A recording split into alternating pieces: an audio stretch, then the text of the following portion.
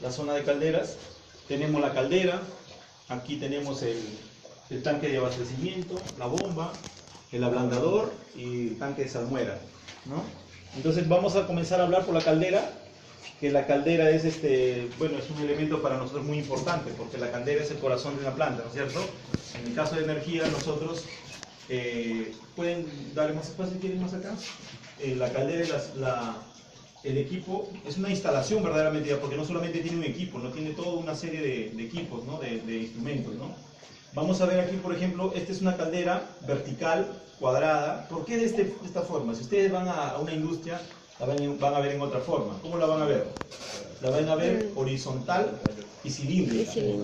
Estas las hacen así porque para tamaños pequeños, pues no es económico hacerlas horizontales ni tampoco cilíndricas. Entonces las hacen cuadradas. Existen cilíndricas un poquito más grandes ya, cilíndricas pero verticales, hasta una cierta potencia.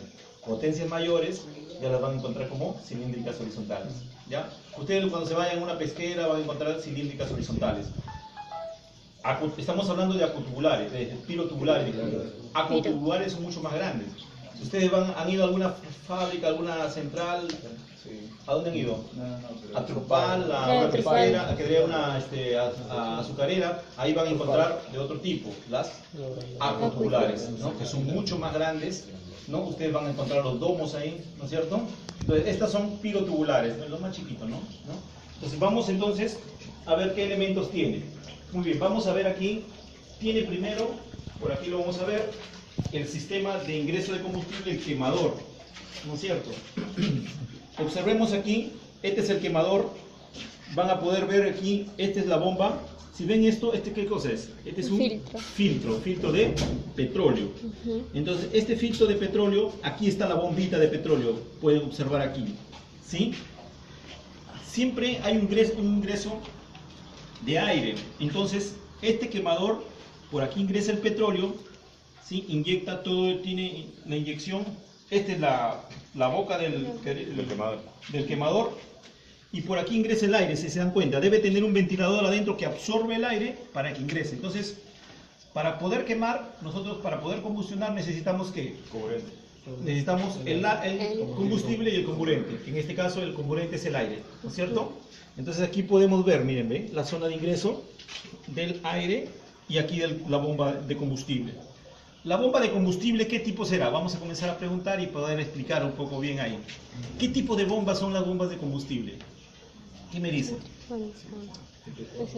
Centrífuga, no. ¿Ya? Si podemos ver, es negrito, ¿no? Las bombas de petróleo son bombas de desplazamiento positivo. Generalmente son bombas de engranaje, ¿ya? Entonces nosotros, ¿por qué? Les explico por el tema de la viscosidad. Ahí viene el tema de la viscosidad. El tema de la viscosidad es muy importante. Entonces, las bombas centrífugas bombean líquidos no muy viscosos, ¿ya? Hasta una cierta viscosidad. En el curso de turbomáquina yo anteriormente les enseñaba la curva de eficiencia y la curva caudal-altura cae tremendamente cuando el líquido es muy viscoso en una bomba centrífuga. Entonces, debido a eso, es que no es adecuado usar, ¿no? una bomba centrífuga para fluidos viscosos. Miren qué importante. Entonces, la importancia de esto, entonces es, debido a la viscosidad, no se bombea el petróleo, el combustible, ¿sí? Con bombas centrífugas. ¿Se bombea con qué? Bombas de desplazamiento positivo, ¿no? Tipo engranaje, algunas usan tipo lóbulo, pero principalmente tipo engranaje, ¿no? Existen otros fluidos viscosos, por ejemplo, ya aprovecho aquí a ampliar un poco el tema para poder que aprendan más. Existen bombas para otros tipos de fluido viscoso, como por ejemplo aceite pescado. Ustedes van a ver ahí bombas de lóbulo, van a ver bombas de tornillo, que son bombas de desplazamiento positivo, ¿ya? La de pistones no se usan para este caso, se usan para otros tipos de aceite limpios, ¿no? Por ejemplo, aquí si usaríamos una de pistón se malograría muy rápido, ¿no? Son para, por ejemplo, la de pistones se usan, por ejemplo, para sistemas hidroneumáticos, ¿no? Para prensas neumáticas, lo de pistones, por ejemplo. Más o menos ahí les estoy hablando entonces lo que es. Entonces aquí es la bomba de combustible. Ya hablamos del ventilador, ¿no? Nosotros tenemos el combustible, dentro del quemador tenemos un atomizador. Nosotros vemos que si es que este sistema tiene un sistema de entrada al quemador, ¿no? Aquí no lo veo, al quemador. Si tuviera una entrada de aire, otra entrada de aire comprimido, entonces diríamos que es de un tipo de, el inyector es de dos fluidos. O sea, nosotros podemos atomizar, hay tres tipos de atomizadores. El de copa rotativa, que le llaman mecánicos, disculpen, los mecánicos de presión, disculpen, los mecánicos que son de presión, los de copa rotativa, que es una, lo de copa rotativa, que es como una copa que está girando, o discos rotativos, que al hacer girar, entonces hace la atomización, y otros que son de mecánicos o de presión, que solamente usan movimiento centrífugo, ¿sí? Y también los de dos fluidos. En el de dos fluidos podemos tener con atomización de vapor o con atomización con aire comprimido. ¿Cuál es mejor? Me preguntó el jefe de mantenimiento de una pesquera, porque tenían problemas con su atomización. Mejor es con aire comprimido, ¿ya? Se atomiza mejor con aire comprimido. Esta alimenta aire comprimido para la planta, pero no, por lo que veo, no está la tubería. O de repente ha venido y la han sacado, porque aquí hay una tubería que va para acá, ¿no? Puede ser, no sé. Pero por lo que yo veo aquí, no hay ninguna tubería que entra, entonces debe ser un atomizador o bien de presión, o bien de presión o mecánico que le llaman, o si no puede haber sido un de copa rotativa, ¿no? Tendríamos que desarmarlo para verlo, ¿no? Entonces, muy bien, vamos a otro elemento importante. Entonces, si yo en las plantas industriales, disculpe, otra cosa importante, que este fluido, el petróleo, ¿qué petróleo utiliza? Esta caldera utiliza, no usa R500. Tampoco, usa diésel. ¿Sí? ¿Por qué usa diésel? Eso es algo importante que ustedes deben saberlo. Las calderas pequeñas, las calderas industriales, ¿no? Las calderas industriales, ¿no? Usan residual 500 o gas, ¿no es cierto? O búnker, ¿no? O los residuales. Residuales son búnker y el RI500 o PI500 que le llaman unos, ¿no? Y el gas natural que también se usa, ¿no? Pero el diésel se usa cuando las calderas son pequeñas, ¿sí? Por el tema del vapor. Aquí, por ejemplo, no podrías atomizar con vapor, porque para lanzar, ¿cómo lanzas si no tienes vapor al inicio? ¿Sí? ¿Ya? Entonces, como son quemadores pequeños, todo, cuando utilizan como combustible el diésel. ¿Por qué? Porque no necesitas el vapor, ¿no es cierto? Con el diésel tú simplemente atomizas con copa rotativa, etcétera, etcétera. ¿Ya? ¿Entendieron lo que estoy diciendo? Entonces, en calderitas, por ejemplo, ¿en qué caldera se utiliza, por ejemplo, calderas como estas, para instalaciones muy pequeñas como estas, para hoteles, por ejemplo, ¿no? Utilizan calderas también, ¿ya? Calderas pequeñas donde usan ¿qué combustible? El diésel. El diésel. ¿Qué diferencia entre el diésel y el R500? ¿Quién me dice? ¿Quién más quiscoso? ¿El R500, el búnker? El diésel no es petróleo residual, ¿no? Entonces es un combustible derivado de petróleo menos viscoso el diésel, ¿no es cierto? Sí. Entonces ahí tenemos una ventaja por el tema de la atomización ahí. Otro elemento importante, van a ver, ¿qué cosa es esto? ¿Quién me dice? Un transformador, ¿no es cierto? Y de acá vienen unos cables y miren, entran para acá, ¿no? Y de acá, ¿qué cosa es esto? ¿No? Vamos a ver que estos salen unos cables adentro. ¿Qué es lo que está sucediendo? Sí. ¿Saben lo que sucede aquí? Lo que sucede es que ustedes saben que para que exista la combustión, ¿qué tiene que haber? Combustible, comburente y la chispa, ¿no? La fuente de ignición, ¿no es cierto? ¿Y quién da la fuente de ignición aquí? Un arco eléctrico. El arco eléctrico se forma gracias a un alto voltaje, por eso necesitamos el transformador, miren, ahí está. Se transforma ¿sí? El voltaje se transforma, se eleva bastante voltaje aquí y tú pones dos puntas, ¿no? Y son electrodos, ¿sí? Entonces, y se forma un arco eléctrico que da la chispa, ¿sí? Entonces ignita y ahí se produce la combustión. Aquí también nosotros vamos a ver un manómetro de presión, ¿no es cierto? Entonces, pueden pasar más allá para que no, que está el espacio complicado, ¿no? Muy bien. ¿Qué más vamos a poder observar aquí? Este es un elemento muy importante en la caldera, y esto nunca se olvide, porque uno de los elementos de seguridad de la caldera es el McDonald, ¿sí? El McDonald es un control de nivel, que nos mide el nivel de agua en la caldera. ¿Cómo funciona? Es muy sencillo, ¿no? Si bien es cierto, tiene una boya, tiene toda una serie de cosas, pero el principio es vaso comunicante. ¿Recuerdan en mecánica de fluidos? Principio de vasos comunicantes, el nivel del agua en los vasos comunicantes es el mismo, no importa la forma, ¿recuerdan? Sí. El nivel de agua o de líquido es el mismo en los vasos comunicantes. Entonces, este es un vaso comunicante, si se dan cuenta, viene una tubería, ¿sí? Entonces, ¿qué significa? Que el nivel que esté aquí tiene que ser el mismo nivel que está en la caldera. Eso es para saber el nivel de agua. ¿Por qué? Las calderas tienen hasta una determinada altura tubería, tubos, ¿sí? Los tubos de fuego. ¿Qué pasa si el nivel de agua queda, por ejemplo, esta no se ve tanto, pero por ejemplo en una horizontal cilíndrica podemos ver, ¿no? Que hasta una determinada altura hay los tubos. ¿Qué pasa si los tubos se quedan sin agua? Se funde. Se funde, ¿no? Se dobla. Más, puede explotar incluso. Claro. ¿Ya? ¿Por qué? Porque el fuego pasa por dentro. Y todo ese calor que pasa por los tubos internos tiene que ser transmitido hacia afuera. ¿Y quién recibe ese calor? El aire. No, No, en ese el caso, agua. el agua. Y cuando no hay agua, bueno, el aire. Entonces, en este caso, pero el aire, ¿saben qué cosa es el aire? El aire es un aislante, o sea, no tiene una buena transmisión de calor. Entonces, no absorbe rápido el calor. ¿Qué es lo que sucede entonces? Toda esa energía comienza a hinchar y revienta, ¿no? Explota. Ojo, esto explota. Ha habido casos en Chimbote, y es una bomba, ojo aquí, no explota. La brida sale volando. En los años 40, creo que, no, 50, en los años 50, en Cosco explotó una caldera en Chimbote, en una fábrica pesquera. Murieron muchas personas. Es una bomba, es una bomba.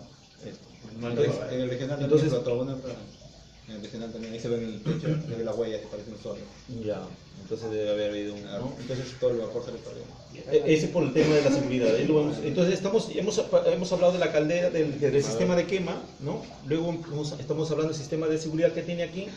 Entonces, el McDonald's nos permite eso. Entonces, es uno de los elementos de seguridad muy importante. Entonces, una de las cosas que controla mucho un calderista es ¿qué cosa? El McDonald's, el nivel de agua, ¿sí? Que no baje, porque ellos saben qué nivel están los tubos, entonces que no baje del nivel permisible, ¿no? Cuando, por ejemplo, tiene su marca, ¿no? Cuando ya está llegando, automáticamente, cuando el nivel está bajando, ¿no? Ya da un margen de seguridad sobre el nivel mínimo, ¿sí? Siempre un margen de seguridad, la bomba acciona y alimenta agua a la caldera. Así debe ser, ¿no? En una caldera industrial, ¿no? Igual también en esta, ¿no? Ahora, aparte de eso, también hay también tenemos un presostato, que bueno, en las calderas es más grande todavía, ¿no? Es como un reloj grandazo, que va en la parte de adelante, ¿no? Donde también es un manómetro, ¿no? Aquí, por ejemplo, vemos en bar, este es manómetro, ¿no es cierto? Aquí, por ejemplo, voy a intentar hablarles algo también. Los manómetros pueden ser, cuando dicen en bar, ¿no? Son manómetros, entonces la presión es manométrica, presión relativa, ¿no? Estamos hablando. Pero en algunos casos, por la necesidad del particular del proceso, de lo que querramos medir, también miden PSI-A, ¿no es cierto? Presión atmosférica. Y PSI-G también viene, ¿no? El PSI-G es manométrico también, ¿no? O sea, cuando no dice nada es manométrico. Cuando dice PSI-G es manométrico. Y cuando dice PSI-A es absoluto, ¿no? Entonces, este de aquí, bueno, es manométrico todo. Muy bien. Aliviador de vapor. Ya, entonces, ese es un elemento de seguridad. ¿Cuál es el otro elemento de seguridad que tiene la caldera? Tenemos aquí la válvula de seguridad. Esta válvula está regulada a una determinada presión. Igualito lo van a ver en las fábricas. ¿Qué sucede cuando la presión es muy alta? Cuando la presión es muy alta, ¿sí? El vapor, esta válvula automáticamente abre, vence, o sea, ahí tiene un resorte, ¿sí? Y que está graduado con una determinada fuerza, para una determinada presión. Cuando pasa esa presión, el resorte abre y elimina el vapor para que descomprimir la caldera. Son los dos de los elementos de seguridad. Otro elemento de seguridad también es que también existe un controlador, las calderas, lógicamente es muy sencillo, ¿no? Pero tienen un controlador que controla, si se dan cuenta son muchas operaciones que tienen que suceder aquí. ¿Qué pasaría si una persona lo hiciera manualmente esto? Pues probablemente en algún momento puede fallar, se puede dormir y esto puede explotar. Entonces esto tiene un controlador electrónico que apaga, enciende en momentos adecuados para evitar que explote la caldera, ¿sí? Entonces existen 3 elementos de seguridad, ¿no? Este es, ¿no?, automático, este es automático y este es visual, ¿no es cierto? Entonces el calderista es uno de los puntos que tiene que estar es mirando siempre su nivel de agua, ¿no? Muy bien, otro elemento que tenemos aquí, a ver, en la caldera, si tuviéramos una, de repente hasta lo podemos desarmar algunas cositas para ir mirando adentro cómo es, ¿no? Pero bueno, como no tenemos... Es simple, profe, de un solo paso, ¿no? Es de un solo paso. Simple. Este sí, ¿no? Debe ser de un solo paso, ¿no? Porque, claro, debe ser, los tubos deben ser de... Ahora, en las calderas horizontales que tenemos ya cilíndricas, ahí nosotros podemos ver los pasos, ¿no es cierto? 1, 2, 3, de múltiples pasos, ¿no es cierto? Entonces, en este caso solamente debe ser el tubo así recto, nomás para arriba, ¿no? Muy bien, vamos a ver también aquí, esta es una válvula, siempre hay una válvula de control de alimentación de vapor. Aquí ya está, sale el vapor lógicamente y alimenta hacia la planta, ¿no es cierto? Esta es una válvula de regulación. Esta es una válvula globo, si nosotros por la forma que tiene nos damos cuenta, es una válvula globo. ¿Cuál es la diferencia entre una válvula globo y una válvula compuerta? La forma de cerrar, o sea, una más rápida que el otro. Así es, ¿no? ¿Y por qué es eso? Eso es importante. Existen válvulas globo, válvulas en las líneas de vapor, existen válvulas globo, válvulas aguja, pero también es porque yo necesito regular con más precisión, ¿no? Entonces, por ejemplo, si tú abres rápidamente ¿no? Entonces va a generar un golpeteo, ¿no es cierto? Una onda de presión. Entonces aquí tiene que ser más lento, ¿no? Entonces las válvulas compuertas son simplemente para interrumpir y cerrar, ¿no? Hay una de cierre rápido también en otros tipos en agua, por ejemplo, pero las válvulas compuertas y las válvulas globo y las válvulas aguja, ¿ya? Este es globo. Allá vamos a ver una aguja, ¿ya? Son para regular. Sobre todo la aguja es de mucho más precisión incluso, ¿ya? La válvula aguja es de más precisión que todavía, más lenta que la globo todavía, ¿ya? Entonces, ¿qué más tenemos aquí? Bueno, Profe, esta no cuenta con lo que es curva de aire ni sólidos abajo, en la parte de abajo. Acá creo, aquí está, ¿ve? Aquí está, ¿ve? Sí, acá está, ¿ve? En esta llave, ¿no? Tiene la purga, ¿no? Para evitar la concentración de sólidos, ¿no? Muy bien, vamos por esta parte de arriba, también tenemos la chimenea. Podemos observar arriba, la chimenea tiene una campana que se llama... sí, ¿no? Gorro chino que le llaman, ¿no es cierto? ¿Sí? Sombrero chino que le llaman, ¿no? Para que no se ensucien, no caigan cosas ahí, ¿no? Algunas ya aves muertas o se ensucian ahí, o polvo, basura también, ¿no? Pasa por ahí también. Sí. ¿Qué más tenemos aquí? Las calderas también tiran en la parte superior siempre, ¿no? Tenemos estas orejas que le llaman, ¿no? Para que puedan ser transportadas cuando se van montadas, ¿no? Sí. ¿Ya? Tienes, bueno, su carcasa, ¿no? Adentro, lógicamente, la parte interna, ¿qué debe tener? La parte interna debe tener, tiene que tener aislante, tubería, y debería, ¿no? En las convencionales, un refractario. El aislante solo no te protege, ojo, muchos creen que el aislante es el que protege, no, lo que protege es un material refractario. Este no debe tener ladrillo, porque si le pones un ladrillo, ¿no? Ya no le queda nada de espacio. Debe tener plástico refractario o mortero refractario. El mortero es como el cemento. El plástico refractario es como una plastilina que después cuando ya se pega ya lógicamente se vuelve como un cemento, ¿no? Y sus aislantes puede tener para evitar la pérdida de calor, ¿no? Hay algo que vemos aquí, por ejemplo, que estas nunca estuvieron aisladas, ¿no? Ahí vemos un problema ya de ahorro de energía, ¿no es cierto? Claro que son pequeñas, ¿no? Pero, ¿no? Ahí tiene fibra de vidrio. Sí, sí, pasa ya, vamos a ver, de repente ahí tendrá, ¿no? Y adentro está la fibra de vidrio. Sí. No, sí tiene, ¿no? Sí, el tubo es más delgado. Sí, porque allá se ve también. Sí, allá está. Sí, ya tiene está aire, aislada. Otra cosa que tenemos que observar es el sistema de bombeo que tenemos aquí, que es bien importante también. Yo creo que, no sé si a todos les enseñé. Recuerdan que hablé un tema del ingreso del agua, las bombas. Cuando hicimos una visita, ¿no? Vimos el tema del sistema de bombeo. Esa bomba ya, no se ve la placa porque ya la está buscando, una bomba de caldera, ¿qué pasa si esto trabaja con 100 PSIG? ¿Cuánto trabaja una caldera? 100, 150 PSIG, ¿no es cierto? Depende de las calderas, ¿no? Entonces, ¿qué pasa? Bueno, supongamos que te trabaja 100 PSIG. ¿Qué tiene que suceder con una bomba? La bomba tiene que tener una presión igual o superior para que ingrese aquí, ¿cierto? Entonces, ¿qué sucede? Son bombas las bombas centrífugas, son bombas centrífugas, las bombas que alimentan, ¿sí? Porque el fluido no es un fluido viscoso, no tiene partículas, entonces son bombas centrífugas que se utilizan. Son bombas centrífugas de alta presión, ¿ya?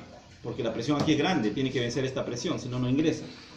Incluso después les puedo contar una historia, creo que sí les conté, ¿no? En el curso de técnicas. Entonces, tiene que ser de alta presión. ¿Cómo puedo hacer alta presión yo? En una bomba. ¿Ya? ¿Cómo puedo aumentar la presión? Vamos a ver un poco de turbomáquinas, ¿ya? 3 formas de hacer alta presión. Primero, 1, multietapas, ¿cierto? O sea, ustedes recuerdan las bombas multietapas, en la primera etapa aumenta la presión, la segunda vuelve a aumentar la presión, ¿no? Y la tercera y así. Entonces, si yo pongo 5 etapas iguales, yo multiplicaré la presión por 5 veces, ¿cierto?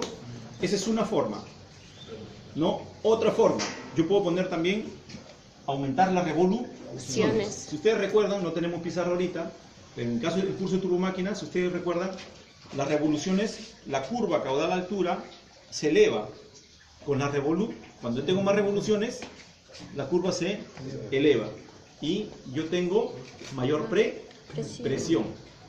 La altura se eleva al doble, ¿no? Al cuadrado, disculpen, de las rotaciones. ¿Qué quiere? Al cuadrado, no es al doble, ¿no? ¿Qué quiere decir? Si yo aumento la rotación al doble, la altura aumenta 4 veces. ¿Ya? ¿Y eso qué hace? Es una gran ventaja, ¿por qué? Porque yo necesito un rotor más pequeñito. Mientras que yo, si lo haría en multietapa, sería una bomba más cara. Algunos usan multietapa de 2 etapas, ya depende de lo que encuentres en el mercado. O puedes encontrar una de alta rotación también, o tú puedes aumentarle a la rotación. Y al aumentar la rotación, aumentas la altura y tienes mayor presión. Esa es otra forma, ¿no? Entonces, otra es aumentar el diámetro del impulsor, ¿no? Mientras más diámetro tenga, o sea, tú compras una bomba de más diámetro, entonces te da más presión, pero lógicamente más caro. Entonces, muchas veces, la opción más barata, más económica, ¿cuál sería? De la revolución. Tener mayor rotación. Por eso que muchas veces van a encontrar, ¿sí? En calderas, bombas de alta rotación, ¿ya? Ustedes cuando vayan a la industria, yo le pregunté, creo, al ingeniero, ¿no? En la planta allá en CFG, fue, ¿no? Y fuimos a la visita. Fueron otra vez. Tú no fuiste, ¿no? Pero yo fui con lo del plan, lo de técnicas. Y entonces le pregunté, ¿no? Y ahí comencé a explicar el tema de la rotación. Entonces, ahora entienden por qué, ¿no? El por qué la alta rotación. Entonces, si un día van a una empresa, van a ver que, vamos a preguntar, la bomba, ¿cuál es la rotación? Van a darse cuenta que es de alta rotación, ¿sí? Generalmente, no siempre, ¿eh? Muchas veces, o de repente no encuentran uno de alta rotación, tienen multietapas, ¿sí? Si no, la bomba sería muy grande, sería costosa, ¿no? Muy bien. Otro tema del agua es que el agua tiene que ser agua blanda, ¿no? Que eso ya lo saben todos, ¿cierto? Agua tratada. Entonces, aquí vemos que aquí está el tanque, este es el tanque de alimentación, ¿sí? Y este tanque, lógicamente, ya llega el agua tratada. Ahí tenemos, ¿no? El sensor de nivel. Sí, tiene su sensor de nivel. Aquí está el ablandador. Pueden verlo ahí, ¿no? Donde tiene su resina, ¿no? El sistema de ablandamiento, ¿no? El agua sale y alimenta este tanque, miren, ve. Y este viene de dónde? De este tanque otro. Este tanque debe ser el tanque de salmuera. Ustedes se dan cuenta, ¿no? Aquí tiene la sal que va regenerando, ¿no? Las resinas, ¿no? Y estas resinas son las que, a través de estas resinas, es que se hace el ablandamiento del agua, ¿no es cierto? Entonces, miren, ve, en pequeña escala, pero tenemos acá una plantita, ¿no?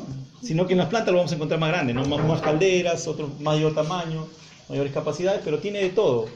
Entonces, vemos aquí el sistema de tuberías.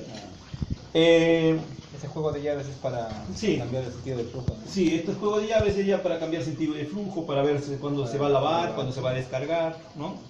A veces hay que descargarlo, a veces hay que lavar, ¿no? Entonces vemos el sistema de ablandamiento. Aquí también el tanque de agua, un pozo de agua siempre tiene que tener, ¿no? Un tanque grande de agua, bueno ahí, ¿no? Siempre con bomba centrífuga eso, ¿no?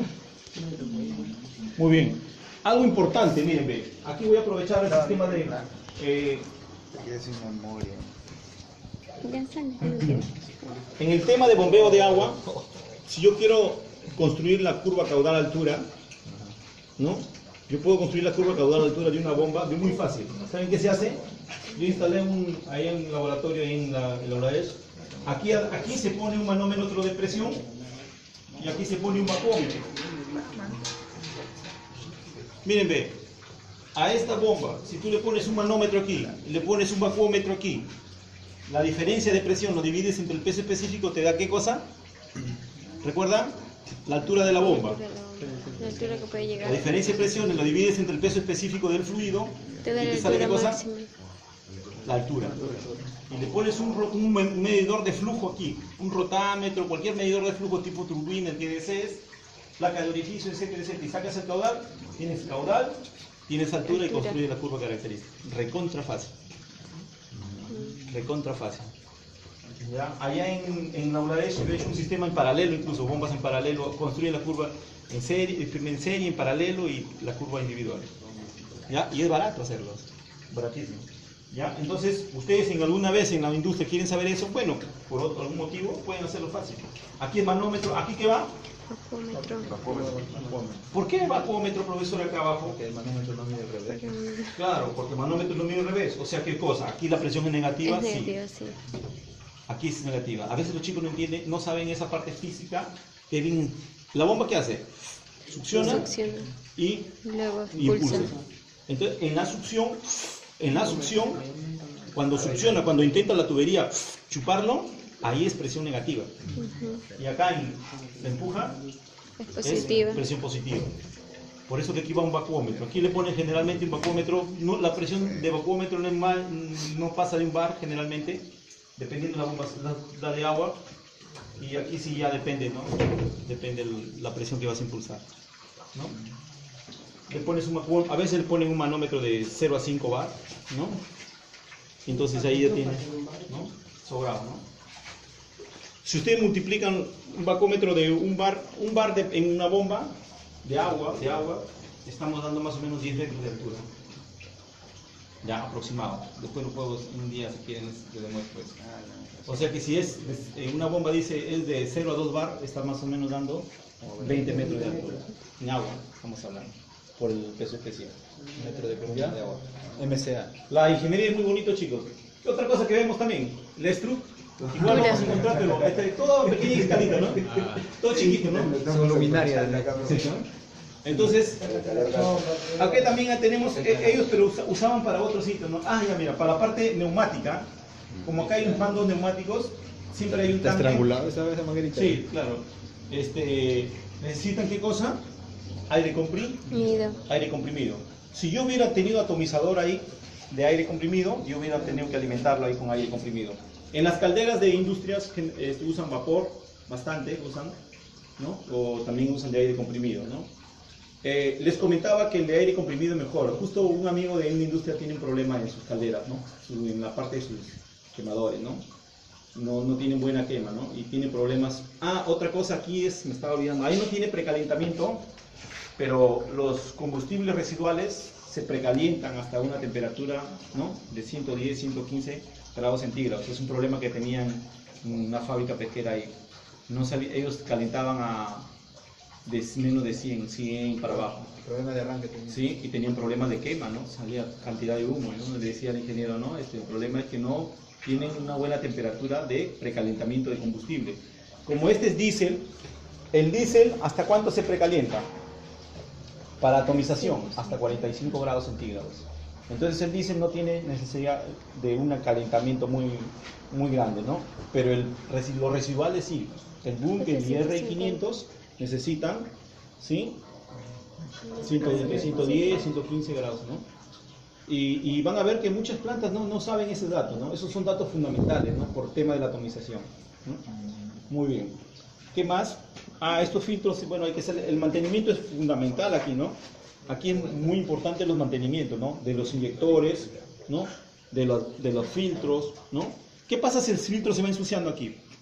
Aquí hay una casa, voy a darme el trabajito de explicarles el tema del inyector.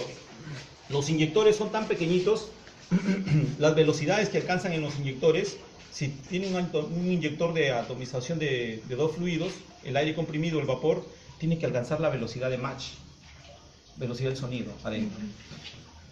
Estamos hablando, ¿cuánto es la velocidad del sonido en el aire? En el aire, ¿no? 340 metros por segundo. ¿Ya? Ni un carro de Fórmula 1 llega hasta esa velocidad, ¿no? Entonces los diámetros son muy pequeñitos, chiquititos, milimétricos a veces, ¿no? Entonces, cualquier basurita, cualquier suciedad, ¿qué va a pasar? Se lo tapa. Va a destruir el inyector. Y ya no vas a tener la cantidad de combustible, no vas a atomizar bien. Entonces, es fundamental limpiar los filtros. Los filtros, pareciera mentira, pero es fundamental. Se ensucia esto, y ahora, ¿qué sucede en los filtros? Los filtros tienen un huequito bien pequeñitos. Así es. Entonces, ¿qué es lo que sucede?